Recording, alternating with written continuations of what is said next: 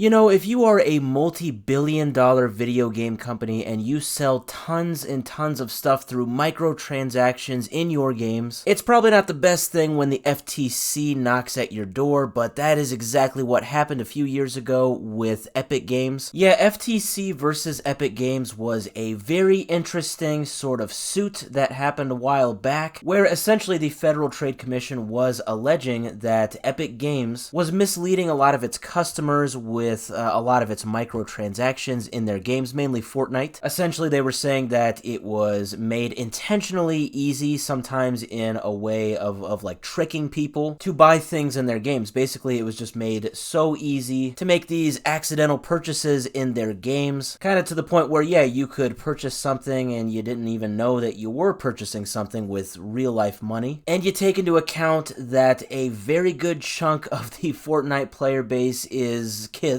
Yeah, they really don't know any better. They might not know what the difference between a V-Buck and a dollar bill is. So that is what this whole FTC versus Epic Games suit was all about. They were basically alleging that Epic Games did not have the right to basically make these sort of deceptive practices in a lot of their games, like I said, mainly Fortnite. And it turns out they won. Yeah, this was actually settled pretty much exactly 2 years ago in December of 2022. And it was ordered that Epic Games had to pay $245 million to its customers that I guess could prove that they were one of the victims in this sort of matter. So yeah, 245 million US dollars worth of refunds. That's a ton of money, even for a multi-billion-dollar company such as Epic. Now what's crazy is that, yeah, 2 years have gone by and these payments have not come, but actually just starting today, Monday, December 9th, it has been announced by the Federal Trade Commission on their website that they are now officially beginning the first round or the first wave of these payments, these refunds toward these customers. So the first round of refunds that has began its issuing today is worth $72 million.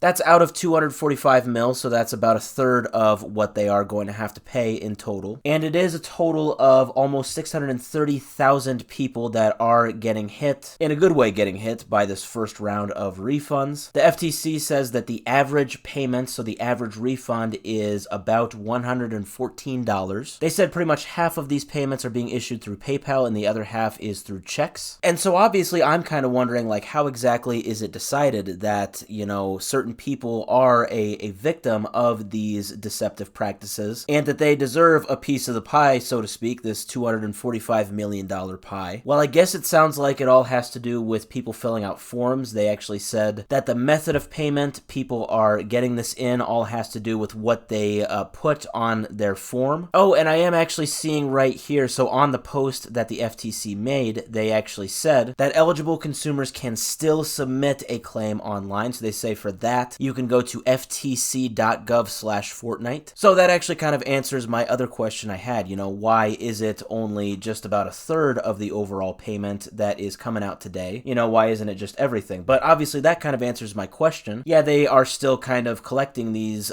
claims, these forms. You know, they still have yet to learn everybody that was affected by this. So yeah, I guess if you feel that you were affected by this, you can fill out a claim. Maybe you'll get $100 or more from Epic Games. So I have to say I am a bit jealous to see these Fortnite gamers getting what is essentially a stimulus check in the mail. It's definitely a pretty big deal. The FTC actually did say that this is the largest refund that's ever been issued in a gaming-related case. And the refunds, like I said, are going to continue to pour in. Me personally, though, I am glad that this has happened. I think this definitely sets a sort of precedent for not just Epic Games, but game studios in the present and the future, that deceptive purchasing practices and deceptive microtransactions in games is not only just morally bad, but it's also something that, if deemed malicious enough by the FTC, you could actually have to end up paying a fine.